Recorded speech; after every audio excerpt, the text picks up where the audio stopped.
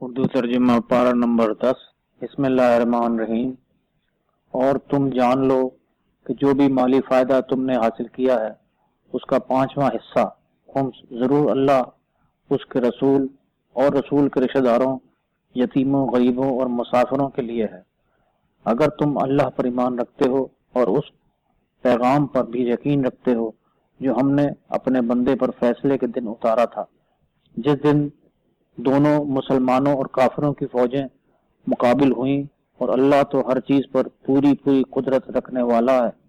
وہ وقت یاد کرو جب تم تو وادی کے نزدیک کنارے پر تھے اور وہ کافر دور کے کنارے پر تھے، اور قافلہ تم سے نیچے ساحل کی طرف تھا، اور اگر تم بھی آپس میں ایک دوسرے سے وعدہ کر لیتے تو بھی تمہارے اس جگہ پہنچنے کے اوقات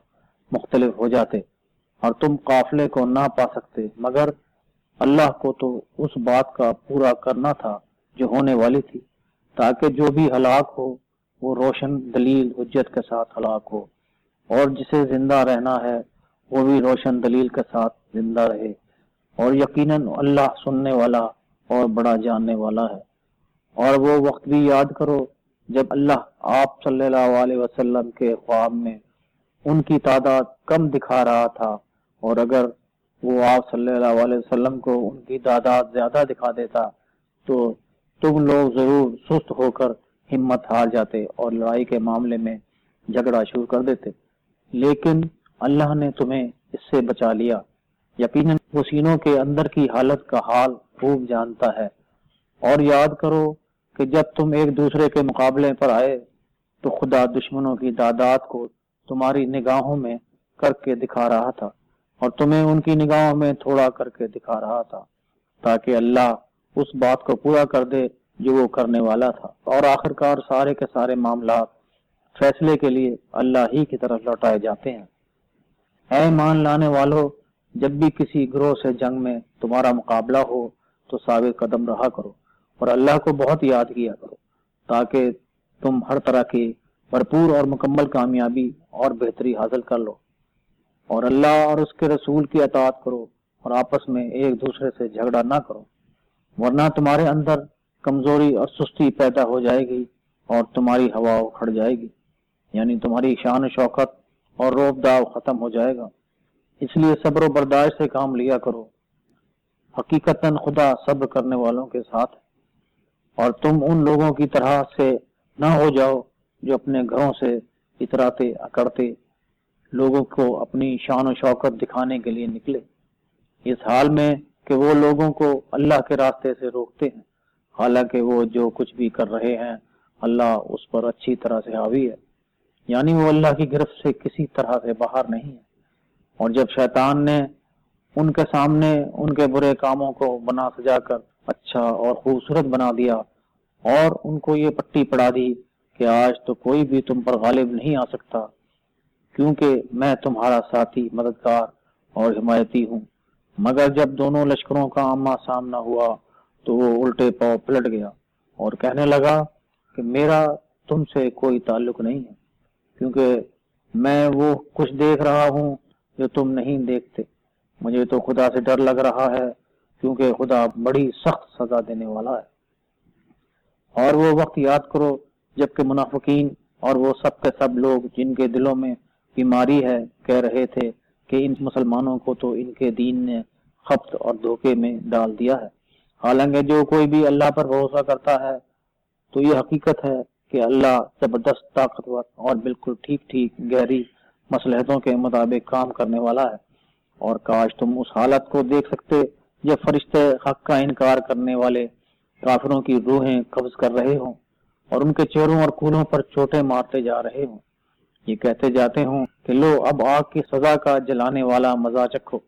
یہ وہی کچھ تو ہے جو خود تمہارے ہاتھ کر چکے ہیں، یا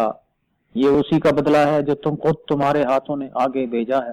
اور یہ حقیقت ہے خدا تو اپنے بندوں پر ظلم یا زیادتی کرنے والا نہیں، جس طرح آل فرعون کی اور ان لوگوں کی جو اس سے پہلے ہوئے حالت ہوئی کہ انہوں نے بھی خدا کے احکامات اور پیغامات، باتوں اور نشانیوں کا انکار کیا، تو اللہ نے بھی آخرکار ان کے گناہوں پر انہیں پکڑ لیا، کیونکہ اللہ بڑا ہی طاقتور اور سخت سزا دینے والا ہے۔ یہ اس لیے ہوا کہ اللہ کسی نعمت کو جو اس نے کسی قوم کو دی ہو اس وقت تک نہیں بدلتا یا چھینتا جب تک کہ وہ قوم خود اپنی اندر تبدیلی پیدا نہ کر لے، کیونکہ اللہ سب کچھ سننے اور جاننے والا ہے۔ جس طرح کہ آل فرعون اور ان سے پہلے کی قوموں کے ساتھ ہوا کہ انہوں نے اپنے پالنے والے مالک کی ہدایتوں، باتوں، نشانیوں اور احکامات کو جھٹلایا، تب ہم نے انہی کے گناہوں کی سزا میں ان کو ہلاک و برباد کر ڈالا، اور آل فرعون کو تو غرق ہی کر ڈالا، کیونکہ وہ سب کے سب ظالم لوگ تھے۔ یہ حقیقت ہے کہ خدا کے نزدیک زمین پر چلنے پھرنے والی مخلوق میں سب سے بدتر وہ لوگ ہیں جو حق کے منکر ہیں اور پھر کسی طرح بھی اسے ماننے پر تیار نہیں، خاص طور پر ان میں سے وہ لوگ جن کے ساتھ تم نے معاہدہ کیا، پھر وہ ہر دفعہ اپنے عہد توڑ ڈالتے ہیں، اور ایسے بدترین کام کے کرنے میں بھی انہیں کوئی باک تک نہیں ہوتا، یا وہ ایسے برے کام سے بھی نہیں بچتے۔ بس اگر یہ لوگ جنگ میں آپ صلی اللہ علیہ وسلم کے ہتھے چڑھ جائیں تو ان کا صفایا کر کے ان کی ایسی خبر لو کہ ان کے بعد کے دوسرے لوگوں کے بھی ہوش و حواس اڑ جائیں اور وہ بھی اس سزا کو یاد کریں، یا اگر وہ لڑائی میں تمہارے ہاتھ آ جائیں تو ان کا صفایا کر کے ان کے بعد آنے والی جماعتوں تک کو بھی منتشر کر ڈالو، تاکہ شاید کہ وہ اس سبق کو یاد رکھیں۔ اور اگر آپ صلی اللہ علیہ وسلم کو کسی جماعت سے بد دیانتی، بد عہدی، بے ایمانی یا خیانت کا ڈر ہو تو ان کے معاہدے کو اعلانیہ اس قوم کے آگے پھینک دو، یقیناً اللہ خیانت اور بد عہدی کرنے والوں کو دوست نہیں رکھتا۔ حق کے منکر کافر اس غلط فہمی میں نہ رہیں کہ وہ آگے بڑھ گئے ہیں، یقیناً وہ ہمیں ہرا نہیں سکتے، لیکن تم ان کے مقابلے کے لیے جس قدر بھی ممکن ہو زیادہ سے زیادہ قوت اور بالکل تیار بندھے رہنے والے گھوڑے مہیا رکھو، تاکہ اس کے ذریعے سے اللہ کے اور اپنے دشمنوں کو اور ان دوسرے دشمنوں کو بھی ڈرا دو کہ جنہیں تم تو نہیں جانتے مگر اللہ ان کو خوب جانتا ہے، اور جو کچھ بھی تم اللہ کی راہ میں خرچ کرو گے اس کا پورا پورا بدلہ تمہیں دیا جائے گا، اور تمہارے ساتھ کوئی ظلم یا زیادتی نہ کی جائے گی۔ اور اگر وہ دشمنان حق صلح کی جانب مائل ہو جائیں تو آپ صلی اللہ علیہ وسلم بھی صلح کے لیے آمادہ ہو جائیں اور اللہ پر بھروسہ رکھیں، کیونکہ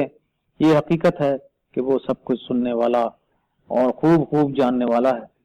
اگر وہ یہ چاہیں کہ تمہیں دھوکہ دیں تو بلا شبہ آپ کے واسطے اللہ بہت کافی ہے، کیونکہ اسی خدا نے خود اپنی مدد سے اور حق کو ماننے والوں مومنین کے حق ذریعے سے آپ کی تائید اور نصرت فرمائی، اور حق کے ماننے والوں مومنین کے دل ایک دوسرے کے ساتھ جوڑ کر ان میں ایک دوسرے کے لیے محبت پیدا کی۔ اگر آپ زمین کی ساری دولت بھی خرچ کر ڈالتے تو بھی ان لوگوں کے دل آپس میں نہ جوڑ سکتے، مگر وہ اللہ ہی ہے جس نے ان لوگوں کے دل جوڑ کر ان کے دلوں میں ایک دوسرے کے لیے محبت پیدا کی۔ یقیناً وہ بڑا ہی زبردست طاقت والا اور گہری حکمتوں و مسلطوں کے مطابق بالکل ٹھیک ٹھیک کام کرنے والا ہے۔ تو اے نبی صلی اللہ علیہ وسلم، آپ کے لیے اللہ کافی ہے، اور آپ صلی اللہ علیہ وسلم کے لیے وہ شخص کافی ہے جس نے مومنین میں سے آپ کی پیروی کی۔ اے نبی صلی اللہ علیہ وسلم، مومنوں کو حق کی خاطر جنگ پر ابھاریے۔ اگر تم میں سے 20 آدمی بھی صبر کرنے والے ہوں گے تو وہ 200 پر غالب آئیں گے، اور اگر تم میں 100 آدمی صبر کرنے والے ہوں گے تو وہ کافروں منکرین حق کے 1000 آدمیوں پر بھاری رہیں گے۔ اس لیے کہ منکرین حق کافر ایسے لوگ ہیں کہ جو سمجھ نہیں رکھتے۔ اچھا تو لو، اب اللہ نے تمہارا بوجھ ہلکا کر دیا، کیونکہ اسے معلوم ہے کہ تم میں یقیناً کمزوری ہے، تو اب اگر تم میں سے 100 آدمی صبر کرنے والے ہوں گے تو وہ 200 پر، اور اگر 1000 آدمی صبر کرنے والے ہوں گے تو وہ 2000 آدمیوں پر اللہ کے حکم سے غالب رہیں گے، اس لیے کہ اللہ صبر کرنے والوں کے ساتھ ہے۔ کسی کو بھی یہ مناسب نہیں ہے کہ اس کے پاس کچھ قیدی ہوں اور وہ ان کو مال لے کر آزاد کر دے جب تک کہ وہ فتنہ پردازوں کو اچھی طرح کچل نہ دے۔ تم لوگ تو دنیا کے فائدے چاہتے ہو اور اللہ آخرت کے فائدے دینا چاہتا ہے، اور اللہ بڑا طاقت والا اور بہت گہری مصلحتوں کے مطابق بالکل ٹھیک ٹھیک کام کرنے والا ہے۔ اور اگر اللہ کی طرف سے یہ بات پہلے سے نہ لکھی جا چکی ہوتی تو تم لوگوں نے جو فدیہ لیا ہے اس کے بدلے میں تم کو بڑی ہی سخت سزا دی جاتی۔ بس جو کچھ کہ تم لوگوں نے مالی فائدہ حاصل کیا ہے اسے کھاؤ کہ وہ صاف ستھرا حلال اور پاک ہے، اور اللہ سے ڈرتے رہو، حقیقتاً خدا بڑا ہی معاف کرنے والا اور بڑا رحم کرنے والا ہے۔ اے نبی صلی اللہ علیہ وسلم، تمہارے قبضے میں جو قیدی ہیں ان سے کہہ دیجئے کہ اگر اللہ کو تمہارے دلوں میں کچھ بھی بھلائی یا اچھائی دکھائی دی تو وہ تم کو اس فدیے سے کہیں بہتر عطا فرمائے گا جو تم سے وصول کیا گیا ہے، اور تمہاری خطائیں بھی معاف کر دے گا، کیونکہ اللہ تو ہے ہی بڑا بخشنے والا اور بڑا رحم کرنے والا۔ اور اگر ان قیدیوں نے آپ صلی اللہ علیہ وسلم سے خیانت، بے ایمانی یا غداری کرنی چاہی تو وہ تو اس سے پہلے بھی اللہ سے خیانت اور غداری کر چکے ہیں، پھر اللہ نے تم کو ان پر قابو دے دیا، کیونکہ اللہ تو سب کچھ جاننے والا ہے اور بہت گہری مصلحتوں اور حکمتوں کے مطابق بالکل صحیح کام کرنے والا ہے۔ یقیناً جن لوگوں نے حق کو مانا اور اس کے نتیجے میں ہجرت کی اور اپنی جان اور مال سے اللہ کی راہ میں بھرپور کوشش کی، اور جن لوگوں نے ہجرت کرنے والوں کو پناہ بھی تھی اور ان کی مدد بھی کی، تو وہی دراصل آپس میں ایک دوسرے کے حامی اور مددگار ہیں۔ رہے وہ لوگ جو حق کو مانتے تو ہیں مگر انہوں نے ہجرت نہیں کی، تو تمہیں ان کی حمایت کرنے کا کوئی بھی موقع حاصل نہیں ہے جب تک کہ وہ ہجرت نہ کریں۔ لیکن اگر وہ تم سے کسی دینی معاملے میں مدد مانگے تو تم پر فرض ہے کہ ان کی مدد کرو، سوائے اس کے کہ وہ کسی ایسی قوم کے خلاف تم سے مدد مانگے جن سے تمہارا کوئی معاہدہ ہو چکا ہو۔ مگر یاد رکھنا کہ تم جو کچھ بھی کرتے ہو خدا اس کو خوب اچھی طرح سے دیکھ رہا ہے۔ جو حق کے منکر ہیں وہ ایک دوسرے کی حمایت کرتے ہیں۔ اگر تم خدا کے حکم پر عمل نہ کرو گے تو زمین میں بہت ہی بڑی خرابی اور فتنہ و فساد پیدا ہو جائے گا۔ مگر جن لوگوں نے حق کو مانا اور ہجرت بھی کی اور اللہ کی راہ میں جہاد یعنی بھرپور کوشش کی، اور وہ لوگ بھی جنہوں نے مہاجرین کو پناہ دی اور ان کی امداد بھی کی، یہی لوگ حقیقی اور سچے مومن یعنی حق کو ماننے والے ہیں۔ ان کے لیے اللہ کی معافی بھی ہے اور عزت والی روزی بھی۔ اور جو لوگ بعد میں حق کو مانے یعنی ایمان لائیں اور ہجرت کریں اور پھر تمہارے ساتھ مل کر جہاد بھی کریں تو یہ لوگ بھی تم میں سے ہی ہیں۔ اور اللہ کی کتاب قانون میں کچھ رشتہ دار دوسرے رشتہ داروں سے زیادہ حقدار ہیں، یعنی یقیناً اللہ ہر چیز کو اچھی طرح سے جاننے والا ہے۔ سورہ برات یا سورہ توبہ، آیات 129 رکوعات 16۔ اعلان بیزاری یا توبہ کا سورہ۔ یہ برات یعنی بیزاری، علیحدگی اور بے تعلقی کا اعلان ہے اللہ اور اس کے رسول صلی اللہ علیہ وسلم کی طرف سے ان مشرکوں سے کہ جن سے تم نے معاہدہ کیا تھا۔ تو اے مشرکو، تم اس سرزمین میں صرف 4 مہینے تک گھوم پھر لو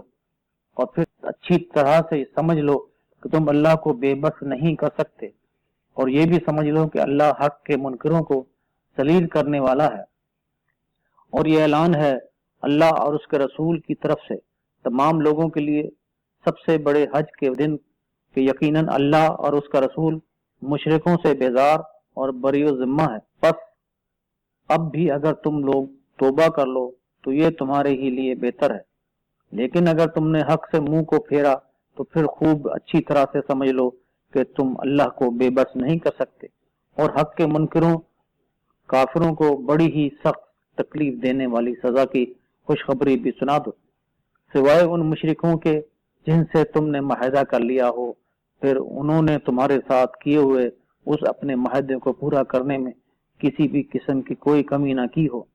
اور نہ تمہارے خلاف کسی کی مدد کی ہو، تو تم بھی ایسے لوگوں کے ساتھ کیے ہوئے معاہدے کو ان سے مقرر کی ہوئی مدت تک پورا کرو، کیونکہ یہ حقیقت ہے کہ خدا متقین یعنی اپنے مقرر کیے ہوئے فرائض یعنی عہد کو پورا کرنے والوں اور عہد چکنی سے بچنے والوں کو پسند کرتا ہے۔ لیکن جب حرمت کے حرام مہینے گزر جائیں تو پھر ان مشرکوں کو جہاں بھی پاؤ قتل کرو اور انہیں گرفتار کر لو اور ان کا گھیراؤ کرو، اور پھر ہر چھپ کر حملہ کرنے کی جگہ پر ان کی طاق میں بیٹھو۔ پھر اگر وہ اپنی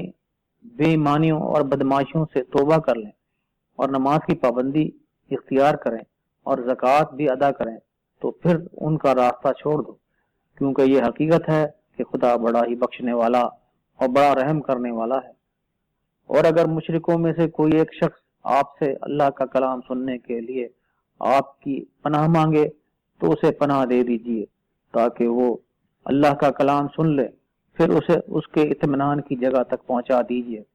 یہ اس لیے کرنا چاہیے کہ حقیقتاً یہ لوگ حقیقتوں کو جانتے ہی نہیں۔ ان مشرکوں سے اللہ اور اس کے رسول کا کوئی عہد آخر کیسے باقی رہ سکتا ہے سوا ان لوگوں سے جن سے آپ صلی اللہ علیہ وسلم نے مسجد حرام کے پاس معاہدہ کیا تھا۔ تو جب تک کہ وہ آپ کے ساتھ ٹھیک طرح سے سیدھے رہتے ہوئے اپنے عہد پر قائم رہیں تو تم بھی ان کے ساتھ سیدھے رہتے ہوئے اپنے کیے ہوئے عہد پر قائم رہو، کیونکہ خدا متقین یعنی بد عہدی سے بچنے والوں اور فرائض الہیہ کو ادا کرنے والوں کو دوست رکھتا ہے۔ بھلا دوسرے مشرکوں کے ساتھ کوئی عہد و پیما کیوں کر باقی رہتا، جبکہ ان کا حال تو یہ ہے کہ اگر وہ اب بھی تم پر غلبہ پالیں تو تمہارے بارے میں کسی بھی معاہدے کی ذمہ داری یا کسی رشتہ داری کا کوئی پاک لحاظ تک نہ کریں۔ وہ تم کو اپنے منہ کی زبانی باتوں سے تو خوش راضی کر دیتے ہیں، مگر ان کے دل حق کا انکار کرتے رہتے ہیں، کیونکہ ان میں کے اکثر نافرمان اور بدکار ہیں۔ انہوں نے خدا کی آیتوں کے بدلے میں تھوڑی سی قیمت وصول کر لی اور اس طرح خدا کی راہ سے لوگوں کو روک دیا۔ حقیقتاً بہت ہی برا کام ہے جو یہ لوگ کیا کرتے تھے۔ یہ لوگ کسی مسلمان کے بارے میں نہ تو کسی رشتہ داری کا لحاظ کرتے ہیں اور نہ کسی عہد و پیما کا، اور یہی لوگ ہیں جو بڑے ظلم اور زیادتی کرنے والے اور حد سے بڑھ جانے والے ہیں۔ لیکن پھر بھی اگر یہ لوگ توبہ کر لیں اور نماز کی پابندی کریں، مراد حقوق اللہ ادا کریں، اور زکوٰۃ کو ادا کریں، مراد انسانوں کے حقوق ادا کریں، تو پھر وہ تمہارے دینی بھائی ہیں۔ اور ہم حقیقتوں اپنے احکامات و ہدایت کو بڑی تفصیل کے ساتھ صاف صاف واضح طور پر پیش کرتے ہیں ان لوگوں کے لیے جو ان کو جاننا چاہتے ہیں۔ لیکن اگر وہ اپنی قسموں کو اپنے عہد و پیمان کر لینے کے بعد بھی توڑ ڈالیں اور تمہارے دین پر حملے کرنے اور تانے کسنے شروع کر دیں تو پھر تم حق کے انکار کرنے والے کفر کے ان سرغنوں اور سرداروں اور علمبرداروں سے جنگ کرو، کیونکہ ان کی قسموں کا کوئی اعتبار نہیں، شاید کہ وہ اس طرح اپنی بری حرکتوں سے باز آ جائیں۔ آخر تم ان لوگوں سے جنگ کیوں نہیں کرتے جنہوں نے اپنی قسموں کو توڑ ڈالا اور رسول خدا کو ان کے شہر سے نکال دینے کا ارادہ کیا، اور پھر خود انہوں ہی نے جنگ کی ابتدا بھی کی؟ کیا تم ان سے ڈرتے ہو؟ حالانکہ اگر تم ایماندار ہو اور اللہ کو مانتے بھی ہو تو اللہ اس بات کا زیادہ حقدار ہے کہ تم اس سے ڈرو، ان سے لڑو، اللہ انہیں تمہارے ہاتھوں سے سزا دے گا اور انہیں ذلیل و خوار کرے گا اور ان کے مقابلے میں تمہاری مدد کرے گا، اور اس طرح ایمانداروں مومنوں کے دلوں کی حسرتیں پوری کر کے ان کے دل ٹھنڈے کرے گا اور ان کے دلوں کے غم و غصے اور جلن کو بھی دور کر دے گا،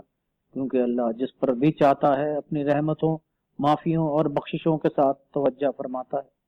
اور اللہ ہے ہی سب کچھ جاننے والا اور گہری مصلحتوں کے مطابق بالکل ٹھیک ٹھیک کام کرنے والا۔ کیا تم لوگوں نے یہ سمجھ رکھا ہے کہ تم لوگ یوں ہی چھوڑ دیے جاؤ گے، حالانکہ ابھی اللہ نے تمہارا امتحان لے کر یہ معلوم بھی نہیں کیا کہ آخر تم میں سے کن لوگوں نے اللہ کی راہ میں جہاد یعنی سخت جد و جہد کی ہے اور اللہ اور اس کے رسول اور ایمانداروں کو چھوڑ کر کسی اور کو اپنا جگری دوست اور رازدار نہیں بنایا ہے، اور تم جو کچھ بھی کرتے ہو اللہ اس سے پوری طرح باخبر ہے۔ مشرکوں کو کوئی حق نہیں ہے کہ وہ اللہ کی مسجدوں کو آباد کریں جبکہ وہ خود اپنے خلاف حق کے انکار کرنے کی گواہی دے رہے ہیں۔ یہی وہ لوگ ہیں جن کے سارے کام، تمام اعمال برباد ہو گئے اور انہیں ہمیشہ ہمیشہ جہنم کی بھڑکتی آگ میں رہنا ہوگا۔ اللہ کی مسجدوں کو تو صرف وہی شخص آباد کرتا ہے جو اللہ اور آخرت کو مانتا ہے،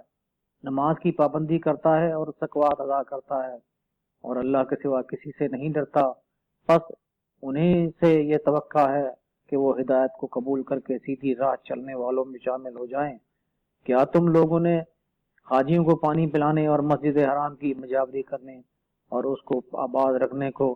اس شخص کے کام کے برابر ٹھہرا لیا ہے جو اللہ اور آخرت کے دین پر ایمان لایا اور اللہ کی راہ میں جہاد یا بھرپور جد و جہد کی؟ یہ دونوں اللہ کے نزدیک برابر نہیں ہیں اور اللہ ظالم لوگوں کو سیدھا راستہ نہیں دکھاتا۔ اللہ کے ہاں تو انہی لوگوں کے مرتبے بہت بڑے ہیں جو ایمان لائے، یعنی حق کو دل سے مانا، اور جنہوں نے رائے خدا میں ہجرت کی اور اللہ کی راہ میں اپنی جان و مال کے ساتھ جہاد یعنی بھرپور جد و جہد کی، یا اپنی جان اور مال کو اللہ کی راہ میں کھپایا، اور یہی لوگ کامیاب ہیں۔ ان کا پالنے والا مالک انہیں اپنی طرف سے خوشخبری دیتا ہے، اپنی خاص رحمت، رضا و خوشنودی کی اور ان جنت کے گھنے باغوں کی جن میں ان کے لیے ہمیشہ ہمیشہ برقرار رہنے والی نعمت اور پائیدار عیش و عشرت کے سامان ہیں، جن میں وہ ہمیشہ ہمیشہ رہیں گے۔ اس میں کوئی شک نہیں کہ خدا کے پاس وہ اجر ہے جو بہت ہی بڑا ہے۔ ایمان لانے والوں، اپنے باپ دادا اور بھائیوں کو بھی اپنا سرپرست، رفیق اور حامی مت بناؤ، اگر وہ کفر، حق کے انکار کو ایمان کے مقابلے میں پسند کریں، اور تم میں سے جو کوئی بھی انہیں اپنا سرپرست، رفیق یا حامی بنائے گا یا محبت رکھے گا تو وہی لوگ ظالم ہوں گے۔ آپ فرما دیں کہ اگر تمہارے باپ دادا اور تمہاری اولاد، تمہارے بھائی اور تمہاری بیویاں اور تمہارے عزیز رشتہ دار اور تمہارے وہ مال جو تم نے کما کر جمع کیے ہیں اور تمہارا وہ کاروبار جس کے ٹھنڈے پڑ جانے کا تمہیں ہر وقت خوف لگا رہتا ہے، اور تمہارے وہ گھر جو تمہیں بہت ہی اچھے لگتے ہیں، اگر یہ تمام چیزیں اللہ سے اور اس کے رسول صلی اللہ علیہ وسلم سے اور اس کی راہ میں بھرپور جد و جہد یا جہاد کرنے سے تم کو زیادہ پیاری ہیں، تو پھر تم انتظار کرو یہاں تک کہ اللہ اپنا فیصلہ تمہارے سامنے لے آئے، اور یاد رکھنا کہ اللہ ایسے برے کاموں کا کرنے والے نافرمانوں کو سیدھا راستہ نہیں دکھاتا۔ اللہ نے بہت سے مقامات پر تمہاری مدد کی ہے، ابھی جنگ حنین ہی کے دن جب تم میں اپنی تعداد کے زیادہ ہونے پر غرور پیدا ہو گیا تھا، مگر اس نے تمہیں کچھ بھی تو فائدہ نہ پہنچایا، اور وہ کثرت تعداد تمہارے کچھ بھی تو کام نہ آئی، یہاں تک کہ زمین اپنی وسعت کے باوجود تم پر تنگ ہو گئی اور تم پیٹ پھیر پھیر کر باہر نکلے۔ ذرا قرآن کے آئینے میں رسول صلی اللہ علیہ وسلم کے ساتھیوں کا کردار ملاحظہ فرمائیں۔ پھر اللہ نے اپنی طرف کا سکون و اطمینان اپنے رسول اور سچے ایمانداروں اور حقیقی ماننے والوں پر اتارا، اور ایسی فوجیں بھی اتار دیں جو تم کو دکھائی تک نہ دیتی تھیں، اور اس طرح حق کے انکار کرنے والوں کو سزا دی، اس لیے کہ منکرین حق کی ایسی ہی سزا ہوتی ہے۔ پھر ایسی سزا دینے کے بعد بھی اللہ نے جس کو چاہا توبہ کی توفیق عطا فرما کر اس کی توبہ قبول کی، کیونکہ اللہ ہے ہی بڑا معاف کر دینے والا اور بڑا رحم فرمانے والا۔ اے وہ لوگ جو ایمان لا چکے ہو، مشرکین تو سراسر نجاست ہی نجاست ہے، وہ تو اس سال کے بعد آئندہ مسجد حرام کے قریب بھی نہ پھٹکیں، اور اگر تمہیں مفلسی اور تنگ دستی کا خوف ہے تو ان قریب اگر خدا نے چاہا تو وہ تمہیں اپنے فضل و کرم سے دولت مند یا غنی کر دے گا، یقیناً خدا بڑا ہی جاننے والا اور گہری مسلطوں، حکمتوں اور مسلطوں کے مطابق بالکل ٹھیک ٹھیک کام کرنے والا ہے۔ تم اہل کتاب میں سے ان لوگوں کے خلاف جنگ کرتے رہو جو اللہ اور آخرت کے دن کو نہیں مانتے، اور جو کچھ کہ اللہ اور اس کے رسول نے حرام قرار دیا ہے اسے حرام نہیں سمجھتے، اور سچے دین کو اپنا دین نہیں بناتے۔ ان سے لڑو یہاں تک کہ وہ خود اپنے ہاتھ سے جزیہ دیں اور چھوٹے بن کر رہیں۔ یہودی کہتے ہیں کہ عزیز خدا کے بیٹے ہیں، اور عیسائی کہتے ہیں کہ مسیح خدا کے بیٹے ہیں۔ یہ ان کے منہ سے نکلی ہوئی ہے کہ حقیقت باتیں ہیں جو وہ اپنے سے پہلے کے منکرین حق کی دیکھا دیکھی کیا کرتے ہیں۔ خدا ان کو غارت کرے یا ان پر اللہ کی مار ہو، یہ لوگ کس طرف حق سے منہ پھیر پھیر کر ٹیڑے چل رہے۔ انہوں نے تو اپنے عالموں، راہبوں اور مسیح ابن مریم کو اللہ کے علاوہ اپنا رب، اپنا پالنے والا مالک بنا رکھا ہے، حالانکہ ان کو ایک خدا کے علاوہ کسی اور کی بندگی کرنے کا حکم نہیں دیا گیا تھا، کیونکہ اللہ کے سوا کوئی خدا ہے ہی نہیں۔ وہ خدا پاک اور بلند ہے ان تمام چیزوں سے جنہیں وہ خدا کا شریک ٹھہراتے ہیں۔ وہ لوگ چاہتے ہیں کہ اللہ کی روشنی نور کو اپنے منہ سے بجھا دیں، مگر اللہ اپنی روشنی کو مکمل کیے بغیر ہرگز ماننے والا نہیں۔ چاہے حق کے منکروں کو یہ بات کتنی ہی ناگوار کیوں نہ ہو، وہ اللہ ہی تو ہے کہ جس نے اپنے پیغام پہنچانے والے رسولوں کو اپنی ہدایت اور دین حق کے ساتھ بھیجا، تاکہ اسے ہر دین یا ہر آئین زندگی کے مقابلے میں غالب کر کے رہے، چاہے مشرکوں کو یہ بات کتنی ہی ناگوار اور کتنی ہی ناپسند کیوں نہ ہو۔ اے وہ لوگوں جو ایمان لا چکے ہو، حقیقت یہ ہے کہ بہت سے پادری، علماء، راہب یا درویش لوگوں کا مال ناحق غلط طریقوں سے ٹھگ کر کھا جاتے ہیں اور پھر ان کو اللہ کے راستے سے بھی روک دیتے ہیں، اور جو لوگ سونا اور چاندی جوڑ جوڑ کر دولت کو جمع کر کے رکھتے ہیں اور اس کو اللہ کی راہ میں خرچ نہیں کرتے، ان کو سخت ترین تکلیف دینے والی سزا کی خوشخبری سنا دو۔ ایک دن آئے گا کہ اسی سونے چاندی کو جہنم کے اندر کی آگ سے خوب سلگایا جائے گا، اور پھر اسی سے ان لوگوں کے ماتھوں، پسلیوں اور پیٹھوں کو داغا جائے گا، یہ کہہ کر کہ یہ وہی دولت اور خزانہ ہے جو تم نے اپنے لیے جمع کیا تھا، تو لو اب اپنی ہی سمیٹی ہوئی دولت کا اصل مزہ چکھو۔ حقیقت یہ ہے کہ مہینوں کی تعداد اللہ کی کتاب میں یعنی اللہ کے قانون کے مطابق 12 ہے۔ جب سے اللہ نے آسمان و زمین کو پیدا کیا ہے، ان میں سے 4 حرمت والے، محترم یا جنگ و جدال کے لیے حرام مہینے ہیں۔ یہی ہے صحیح ضابطہ یا قانون دین۔ اللہ ان 4 مہینوں میں اپنے اوپر ظلم اور زیادتی نہ کرو، اور مشرکوں سے تم سب مل کر لڑو جس طرح سے کہ وہ سب کے سب مل کر تم سے لڑتے ہیں، اور یہ بات خوب اچھی طرح سے جان رکھو کہ خدا ان لوگوں کے ساتھ ہے جو فرائض الہیہ کو ادا کرتے ہوئے برائیوں سے بچتے ہیں۔ مہینوں میں رد و بدل کرنا کفر میں مزید کفر کا اضافہ کرنا ہے، یا یہ مزید ایک کافرانہ اور منکرانہ حرکت ہے جس سے وہی لوگ گمراہ ہوتے ہیں جو حقیقتوں کا انکار کرتے ہیں۔ وہ کسی سال تو کسی مہینے کو جنگ و جدل کے لیے حلال کر دیتے ہیں اور کسی سال اسی مہینے کو حرام کر دیتے ہیں، تاکہ اللہ کے حرام کیے ہوئے مہینوں کی تعداد کو بھی پورا کر دیں،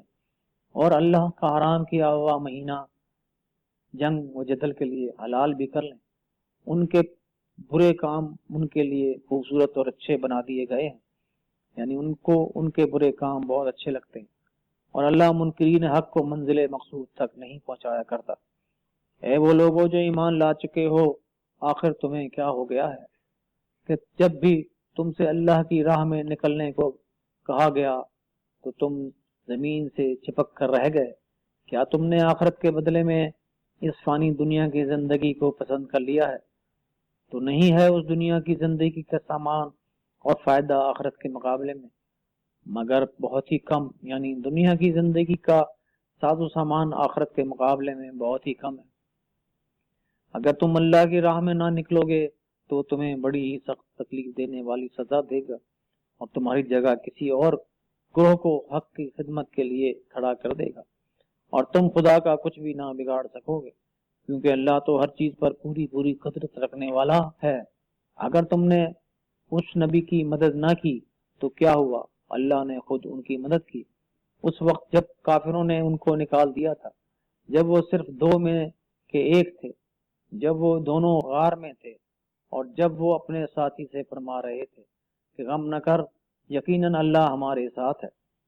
تو اللہ نے اپنی طرف کا سکون و اطمینان اس نبی صلی اللہ علیہ وسلم پر اتارا، اور اس نبی کی مدد ایسے لشکروں سے کی جو تم کو نظر تک نہ آتے تھے، اور کافروں کی بات کو نیچا کر دکھایا۔ اور اللہ کی بات تو سب سے اونچی ہی رہتی ہے، کیونکہ اللہ بڑا زبردست، طاقتور اور بڑی گہری حکمتوں اور دانائیوں کے ساتھ بالکل ٹھیک کام کرنے والا ہے۔ نکلو چاہے ہلکے ہو یا بوجھل، یعنی ہلکے ہتھیار ہوں یا بھاری، چاہے تمہارے پاس مال و دولت ہو یا نہ ہو، چاہے تمہاری طبیعت کے لیے آسان ہو یا بھاری ہو، بال بچوں والے ہو یا چھڑے، بہرحال اپنی جانوں اور مالوں سے جہاد کرو، کیونکہ یہی تمہارے لیے بہتر ہے اگر تم جان لو۔ اگر کوئی فائدہ فوری ملنے والا ہوتا اور سفر ہلکا، آسان اور معمولی ہوتا تو وہ منافق لوگ آپ صلی اللہ علیہ وسلم کے پیچھے پیچھے ہو جاتے، مگر یہ راستہ ان کو سخت پر مشقت محسوس ہوا، لہذا اب بہت جلد یہ لوگ خدا کی قسمیں کھا کھا کر کہیں گے کہ اگر ہم چل سکتے تو آپ کے ساتھ ضرور نکلتے۔ حقیقتاً وہ خود اپنے آپ کو تباہ و برباد کر رہے ہیں، اللہ خوب جانتا ہے کہ وہ جھوٹے ہیں۔ اللہ آپ صلی اللہ علیہ وسلم کو معاف کرے، آپ نے انہیں واپس جانے کی اجازت کیوں دے دی اور انتظار کیوں نہ کیا، یہاں تک کہ آپ کو یہ معلوم ہو جاتا کہ کون لوگ اپنے دعووں میں سچے ہیں اور کون جھوٹے ہیں، کیونکہ جو لوگ واقعی اللہ اور آخرت کے دن کو مانتے ہیں وہ تو تم سے کبھی بھی اس بات کی اجازت نہ مانگتے کہ انہیں چھٹی دے کر ان کی جانوں اور مالوں سے جہاد کرنے سے معاف رکھا جائے، اور اللہ تو فرض الہیہ کے ادا کرنے والے متقیوں کو بڑی اچھی طرح سے جانتا ہے۔ ایسے ہی زیادہ تر چھٹی تو صرف وہی لوگ مانگتے ہیں جو اللہ اور آخرت کے دن کو نہیں مانتے اور جن کے دلوں میں شک ہے، اور وہ اپنے شک میں ڈاواں ڈول یا مرتد ہو رہے ہیں، یعنی کبھی مان لیتے ہیں اور کبھی نہیں مانتے، اور اگر وہ باہر نکلنے کی نیت رکھتے تو اس کے لیے پہلے سے نیت کرتے اور سامان تیار کرتے، لیکن اللہ کو ان کا اٹھ کر نکلنا پسند ہی نہیں تھا، اس لیے اس نے ان کی ہمت پست کر دی اور ان سے کہہ دیا گیا کہ تم گھر بیٹھے رہنے والوں کے ساتھ گھر بیٹھے رہو، کیونکہ پہلے خود انہوں ہی نے جہاد کے لیے نکلنے کی نیت نہ کی تھی، اس لیے خدا نے بھی ان کو جہاد کے لیے نکلنے کی توفیقات عطا نہ فرمائیں، اور اگر وہ تمہارے ساتھ نکلتے تو سوائے خرابیوں کے اور کچھ نہ بڑھاتے، اور تمہارے درمیان فتنہ و فساد کے لیے گھوڑے دوڑاتے، اور تم میں ایسے جاسوس موجود ہیں جو ان کی باتوں کو خوب کان لگا کر سنتے ہیں، اور اللہ ایسے ظالموں کو خوب جانتا ہے، وہ تو پہلے بھی فتنہ و فساد کی کوشش کر چکے ہیں اور آپ کے معاملات کو درہم و برہم کرتے رہے ہیں، یہاں تک کہ حق سامنے آ گیا اور ان کی مرضی کے خلاف اللہ کی بات غالب ہو کر رہی یا اللہ کا کام ہو کر ہی رہا، حالانکہ وہ اس کامیابی کو بہت ہی ناپسند کرتے تھے، اور ان میں کوئی ایسا بھی ہے جو کہتا ہے کہ مجھے تو چھٹی دے دیجیے اور مجھے امتحان یا گناہ میں نہ ڈالیے، سن لو وہ تو امتحان یا گناہ میں پڑ ہی چکے ہیں اور جہنم نے ان منکرین حق کو چاروں طرف سے گھیر رکھا ہے، اگر آپ کو کوئی فائدہ ہوتا ہے تو انہیں رنج پہنچاتا ہے، اور جب آپ صلی اللہ علیہ وسلم پر مصیبت پڑتی ہے تو وہ لوگ کہتے ہیں کہ ہم نے تو اپنا انتظام پہلے ہی سے کر لیا ہے، اور پھر آپ سے منہ پھیر پھیر کر بڑے ہی خوش پلٹتے ہیں۔ ان سے کہہ دیجئے کہ ہم تک ہرگز کوئی مصیبت نہیں پہنچتی مگر وہی کہ جو اللہ نے ہمارے لیے لکھ دی ہے، وہی ہمارا مالک، آقا اور سرپرست ہے، اور حق کو ماننے والے ایمانداروں کو تو اللہ ہی پر بھروسہ رکھنا چاہیے۔ فرما دیجئے کہ تم ہمارے لیے دو بھلائیوں یعنی فتح یا شہادت میں سے ایک کے سوا اور کس چیز کا انتظار کر سکتے ہو، اور ہمیں تمہارے لیے اس بات کا انتظار ہے کہ خدا تمہیں اپنی سزا دے، چاہے خود اپنے پاس سے دے یا ہمارے ہاتھوں سے دلوائے۔ اچھا تو اب تم انتظار کرو اور یقین رکھو کہ ہم بھی تمہارے ساتھ انتظار کر رہے ہیں۔ معلوم ہوا کہ انتظار مومن کی قسمت ہے۔ آپ فرما دیں کہ تم اپنے مال چاہے راضی خوشی خیرات کرو یا ناگواری کے ساتھ خیرات کرو، وہ تم سے ہرگز قبول نہ کیے جائیں گے، کیونکہ تم برے کام کرنے والے نافرمان لوگ ہو۔ ان کے خیرات کیے ہوئے مال کے قبول نہ ہونے کی وجہ سے اس کے سوا کچھ اور نہیں کہ انہوں نے اللہ اور اس کے رسول کا حکم ماننے سے انکار کیا، اور اسی لیے وہ نماز کے لیے بھی نہیں آتے مگر سستی اور بے رغبتی کے ساتھ، وہ خیرات نہیں کرتے مگر اس حالت میں کہ وہ انہیں ناپسند ہو، یعنی نماز اگر پڑھتے ہیں تو سستی اور بے رغبتی سے، اور خیرات اگر کرتے ہیں تو مجبوراً ناپسندیدگی سے، تو تمہیں ان کے مال اور اولاد اچھے معلوم ہو کر دھوکے میں نہ ڈال دیں، اس لیے اللہ بس یہ چاہتا ہے کہ انہیں انہی چیزوں کے ذریعے دنیا کی زندگی ہی میں سزا دے، اور ان کے جانے نکلیں تو وہ بھی سختی سے کھینچ کر، اس حالت میں کہ وہ اس وقت بھی حقیقتوں کے ماننے سے انکار ہی کر رہے ہوں۔ وہ خدا کی قسم کھا کھا کر کہتے ہیں کہ وہ تم ہی میں سے ہیں، حالانکہ وہ ہرگز تم میں سے نہیں ہیں، اصل میں تو وہ ایسے لوگ ہیں جو تم سے ڈرتے رہتے ہیں۔ اگر وہ کوئی پناہ کی جگہ یا غار یا کوئی گھس بیٹھے کی جگہ پا لیں تو وہ دوڑتے ہوئے بھاگ کر اسی میں جا چھپیں گے۔ اور ان ہی میں سے کوئی ایسا بھی ہے کہ جو صدقات کی تقسیم میں تم پر اعتراض کرتا ہے، تو اگر اس مال میں سے انہیں کچھ مل جائے تو وہ تم سے راضی اور خوش رہیں گے،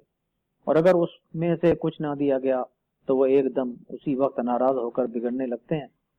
اور کیا ہی اچھا ہوتا کہ وہ اس پر راضی رہتے جو اللہ اور اس کے رسول نے انہیں دیا ہے، اور کہتے کہ بس اللہ ہمارے لیے کافی ہے، اور وہ عنقریب اپنے فضل و کرم سے ہمیں اور بہت کچھ دے گا،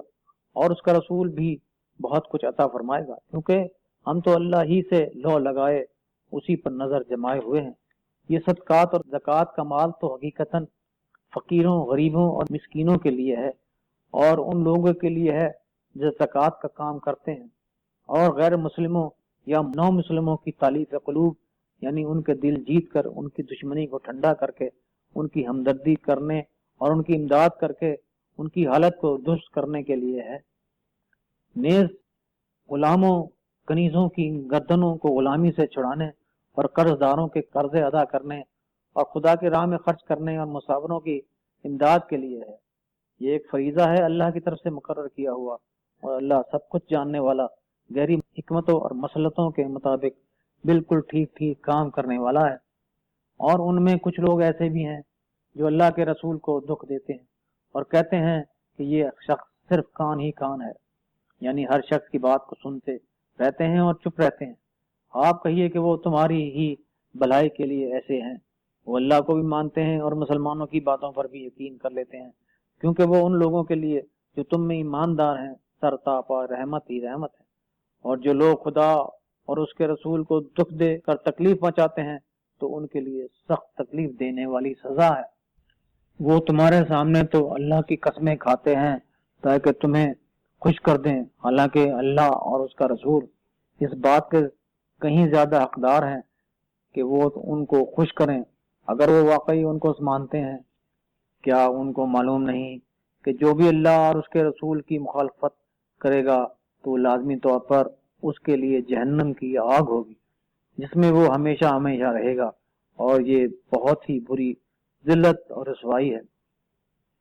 یہ منافق لوگ ڈر رہے ہیں کہ کہیں مسلمانوں پر کوئی ایسا سورہ نہ اتر آئے جو ان کو وہ سب کچھ بتا دے جو ان منافقوں کے دلوں میں ہے، تو آپ صلی اللہ علیہ وسلم ان سے فرما دیں کہ اچھا اڑاؤ مذاق، اور یقیناً اللہ بھی ان تمام باتوں کو تمہارے دلوں سے باہر نکال کر بتا دے گا جس کے بتائے جانے سے تم ڈرتے ہو۔ اگر ان سے پوچھا جائے کہ تم کیا کیا باتیں کرتے ہو تو وہ کہیں گے کہ ہم تو صرف بحث و مباحثہ، ہنسی مذاق، کھیل تفریح کر رہے تھے۔ ان سے کہیے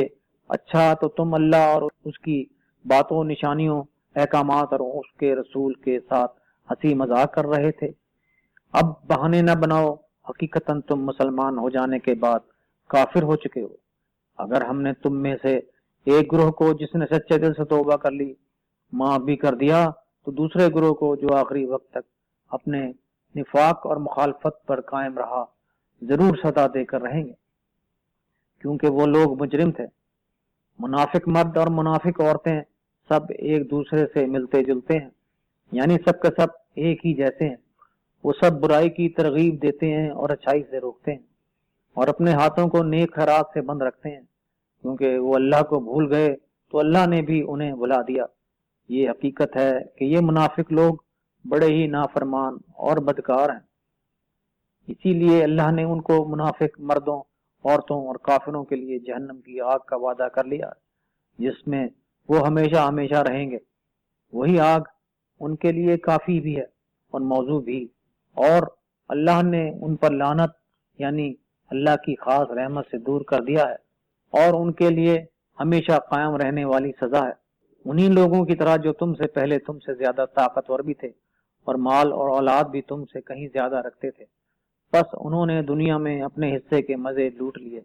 اور تم نے بھی دنیا میں اپنے حصے کے مزے اسی طرح لوٹے جیسے کہ انہوں نے لوٹے تھے، اور تم بھی ویسے ہی محمل کاموں اور بحثوں میں پڑے رہے جیسے وہ ان کاموں میں پڑے رہے تھے۔ تو یہ وہی لوگ ہیں جن کے تمام کام دنیا اور آخرت میں برباد ہوئے، اور یہی لوگ سخت نقصان اٹھانے والے ہیں۔ کیا انہیں ان سے پہلے کے لوگوں کی خبر نہیں پہنچی؟ مثلا نوح کی قوم، عاد، سمود اور ابراہیم کی قوم، اور مدین والوں اور وہ بستیاں جن کو الٹ دیا گیا تھا۔ ان کے رسول ان کے پاس کھلی کھلی واضح نشانیاں، ہدایات، معجزات اور احکامات لے کر آئے تھے۔ تو اللہ ایسا نہ تھا کہ ان پر ظلم و ستم کرے، مگر حقیقتاً وہ خود اپنے اوپر ظلم ڈھانے والے تھے۔ مومن مرد اور مومن عورتیں سب کے سب ایک دوسرے کے حامی، رفیق اور ساتھی ہیں، کیونکہ وہ لوگ نیک باتوں کی ترغیب دیتے ہیں اور بری باتوں سے روکتے ہیں، نماز پابندی سے ادا کرتے ہیں اور زکوٰۃ دیتے ہیں، اور اللہ اور اس کے رسول کی اطاعت کرتے ہیں۔ یہی وہ لوگ ہیں جن پر عنقریب اللہ رحم کرے گا۔ یقیناً اللہ بڑی زبردست طاقت رکھنے والا اور بڑی گہری حکمتوں اور مصلحتوں کے مطابق بالکل ٹھیک ٹھیک کام کرنے والا ہے۔ اللہ نے ایماندار مردوں اور ایماندار عورتوں سے ان بہشت کے باغوں کا وعدہ کر لیا ہے جن کے نیچے نہریں بہہ رہی ہوں گی، اور وہ ان میں ہمیشہ ہمیشہ رہیں گے۔ ان سدا بہار باغوں میں ان کے لیے صاف ستھرے پاک و پاکیزہ مکانات ہوں گے، اور سب سے بڑھ کر یہ کہ اللہ کی خوشندی اور رضامندی انہیں حاصل ہوگی، جو سب سے بڑی کامیابی ہے۔ یا اللہ کی طرف کی ذرا سی بھی رضامندی اور خوشنودی سب سے بڑی چیز ہے، یہی ہے بہت بڑی کامیابی۔ اے نبی صلی اللہ علیہ وسلم، کافروں اور منافقوں کے ساتھ جہاد کیجیے اور ان پر سختی بھی کیجیے، ان کا ٹھکانہ جہنم ہے اور وہ واپس لوٹ کر جانے کی بہت ہی بری جگہ ہے۔ وہ لوگ خدا کی قسمیں کھاتے ہیں کہ انہوں نے وہ بات نہیں کہی، حالانکہ حقیقت یہ ہے کہ انہوں نے کفر کی بات ضرور کہی، اور اس طرح وہ اسلام لانے کے بعد کافر ہو گئے، اور انہوں نے وہ کچھ کرنے کا ارادہ کیا جسے وہ پورا نہ کر سکے۔ ان کا سارا غصہ اور ناراضگی صرف اس بات پر ہے کہ اللہ اور اس کے رسول نے اپنے فضل و کرم سے ان کو مالدار بنا دیا ہے۔ اگر آپ بھی وہ توبہ کر لیں تو یہ انہی کے لیے بہتر ہے، اور اگر وہ منہ پھیر لیں تو پھر اللہ بھی ان کو دنیا اور آخرت میں بہت ہی سخت تکلیف دینے والی سزا دے گا، اور پوری زمین میں ان کا نہ تو کوئی دوست یا پرست ہوگا اور نہ کوئی حامی یا مددگار ہوگا۔ اور ان میں ایسے بھی ہیں جنہوں نے اللہ سے یہ عہد و پیمان کیا تھا کہ اگر اس نے اپنے فضل و کرم سے ہمیں مال عطا فرمایا تو ہم خیرات بھی کریں گے اور نیک کام کرنے والوں میں سے ہو جائیں گے، مگر جب اللہ نے انہیں اپنے فضل و کرم سے دولت دے دی تو انہوں نے اس دولت کے ساتھ کنجوسی کی اور اپنے عہد و پیمان سے ایسے پھر گئے کہ گویا انہیں اس کی کوئی پرواہ تک نہیں۔ بس اللہ نے بھی ان کے دلوں کے اندر نفاق کو قیامت تک کے لیے جما دیا کہ جب وہ اللہ سے ملیں گے تو اسی حال میں ملیں گے، اس بد عہدی کی وجہ سے جو انہوں نے اللہ کے ساتھ کی اور اس جھوٹ کی وجہ سے جو وہ بولتے رہے۔ کیا وہ یہ نہیں جانتے کہ اللہ کو ان کے تمام چھپے ہوئے راز، خفیہ باتیں اور ان کی سرگوشیاں تک معلوم ہیں، اور خدا تمام پوشیدہ باتوں اور پوری طرح جاننے والا ہے۔ اللہ ان کو کنجوس دولت مندوں کو اچھی طرح سے جانتا ہے، جو ایسے ایمانداروں پر تانے کستے ہوئے ان کا مذاق اڑاتے ہیں، جو اپنی خوشی اور رغبت سے خیرات کرتے ہیں اور اپنی محنت مزدوری کے سوا اور کچھ نہیں رکھتے، تو اللہ خود مذاق اڑانے والوں کا مذاق اڑائے گا، اس طرح کہ ان کے لیے بڑی ہی سخت تکلیف دینے والی سزا ہے۔ آپ صلی اللہ علیہ وسلم چاہے ان کے لیے خدا سے معافی طلب کریں یا نہ کریں، اگر آپ 70 مرتبہ یعنی لاتعداد مرتبہ بھی ان کے لیے خدا سے معافی مانگیں گے تو بھی خدا انہیں ہرگز بھی معاف نہیں کرے گا، اس لیے کہ انہوں نے خدا اور اس کے رسول کا انکار کیا، اور اللہ ایسے فاسق، بدکار اور بدمعاش لوگوں کو منزل مقصود تک پہنچایا ہی نہیں کرتا یا ہدایت قبول کرنے کی توفیق نہیں دیا کرتا۔ جو لوگ پیچھے چھوڑ دیے گئے تھے وہ رسول صلی اللہ علیہ وسلم خدا کے پیچھے اپنے گھروں میں رہنے پر خوش ہوئے،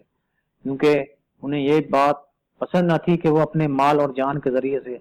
اللہ کی راہ میں جہاد کرے۔ انہوں نے لوگوں سے کہا کہ اتنی گرمی میں سفر نہ کرو، ان سے کہہ دو کہ جہنم کی آگ اس سے بھی کہیں زیادہ گرم ہے۔ کاش کہ وہ سمجھ سے کام لیتے۔ اب ان کو چاہیے کہ کم ہنسیں اور زیادہ روئیں، ان برائیوں کو سزا میں جو کماتے رہے ہیں۔ اب اگر اللہ تمہیں ان کے کسی گروہ کے درمیان واپس لے جائے اور وہ آپ سے جہاد کے لیے نکلنے کی اجازت مانگیں تو آپ صاف صاف کہہ دیں کہ اب تم میرے ساتھ کبھی نہیں نکل سکتے اور نہ میرے ساتھ رہ کر تم کسی دشمن سے جنگ کر سکتے ہو۔ حقیقت میں تم نے تو پہلے بھی گھر بیٹھے رہنے ہی کو پسند کیا تھا،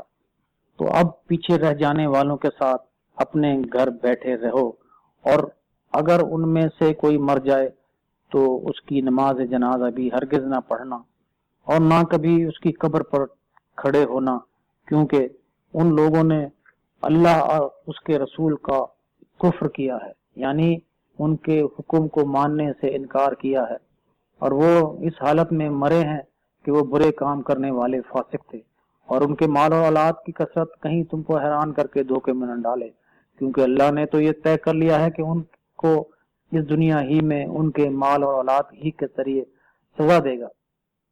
اور ان کی جانیں اس حالت میں نکلیں کہ وہ حق کے منکر کافر ہوں گے۔ جب کبھی کوئی سورہ یہ کہتا ہوا اترتا ہے کہ اللہ کو مانو اور اس کے رسول صلی اللہ علیہ وسلم کے ساتھ مل کر جہاد کرو، تو ان منافقوں میں کے طاقتور اور دولت مند لوگ آپ سے درخواست کرتے ہیں کہ انہیں گھر جانے کی اجازت دے دی جائے۔ وہ کہتے ہیں کہ ہمیں تو گھر بیٹھنے والوں کے ساتھ چھوڑ دیجیے۔ غرض ان لوگوں نے اس بات کو پسند کیا کہ وہ گھر بیٹھنے والی عورتوں کے ساتھ رہیں، اسی لیے ان کے دلوں پر نشان یا مہر لگا دی گئی، تو اب ان کی سمجھ میں کچھ بھی نہ آئے گا۔ لیکن رسول صلی اللہ علیہ وسلم اور ان ایمان لانے والوں نے جو ان کے ساتھ ہیں اپنے مالوں اور اپنی جانوں کے ذریعے سے جہاد کیا، اس لیے اب ہر طرح کی بھلائیاں انہی کے لیے ہیں، اور یہی وہ لوگ ہیں جو ہر طرح کی فلاح، بہتری اور کامیابی حاصل کرنے والے ہیں۔ اللہ نے ان کے لیے جنت کے ایسے ایسے گھنے باغات تیار کر رکھے ہیں جن کے نیچے نہریں رواں دواں ہیں، جن میں وہ ہمیشہ ہمیشہ رہیں گے۔ یہ ہے بہت ہی بڑی عظیم الشان کامیابی۔ اور صحرا کے رہنے والے بدوی عربوں میں سے بہت سے لوگ آئے کہ انہیں بھی چھٹی دے کر پیچھے رہنے کی اجازت دے دی جائے۔ غرض اس طرح سے وہ لوگ گھر بیٹھے رہے جو اللہ اور اس کے رسول سے جھوٹ بولتے ہیں۔ تو جن لوگوں نے بھی حق بات ماننے سے انکار، کفر کو اختیار کیا، تو ان قریب ان کو سخت تکلیف دینے والی سزا پہنچے گی۔ لیکن کمزوروں، بیماروں اور جن کے پاس خرچ نہ ہو، ان کے اوپر نہ تو کوئی الزام ہے اور نہ ان کے نہ جانے پر کوئی حرج ہے، جبکہ وہ اللہ اور اس کے رسول کے وفادار اور خیر خواہ ہیں۔ ایسے نیک کام کرنے والوں پر کوئی الزام یا اعتراض نہیں، کیونکہ اللہ تو بڑا ہی درگزر کرنے والا، معاف کرنے والا اور رحم فرمانے والا ہے۔ اسی طرح نہ ان لوگوں پر کوئی الزام یا اعتراض کی گنجائش ہے کہ جب وہ آپ کے پاس آئیں اس غرض سے کہ آپ ان کے لیے جہاد پر جانے کے لیے سواریوں کا انتظام فرما دیں، اور آپ ان سے کہیں کہ میرے پاس تو کوئی چیز نہیں جو میں تمہیں سواری کے لیے دوں، تو وہ مجبوراً گھر واپس ہوں، اس حالت میں کہ ان کی آنکھیں آنسو بہا رہی ہوں، اس غم میں کہ ان کے پاس خدا کی راہ میں خرچ کرنے کے لیے کچھ بھی تو نہیں ہے۔ البتہ الزام اور اعتراض تو صرف ان لوگوں پر ہے جو آپ سے جہاد پر جانے سے چھٹی مانگتے ہیں، باوجود اس کے کہ وہ دولت مند ہیں۔ وہ اس بات کو پسند کرتے ہیں کہ گھر بیٹھنے والی عورتوں کے ساتھ رہیں، اس لیے اللہ نے ان کے دلوں پر نشان یا مہر لگا دی، تو اب یہ کچھ نہیں جان سکتے کہ مرنے کے بعد ان کی کیا گت بنے گی اور ان کے عمل کا کتنا برا نتیجہ نکلے گا۔ تمام شد، پارہ نمبر 10۔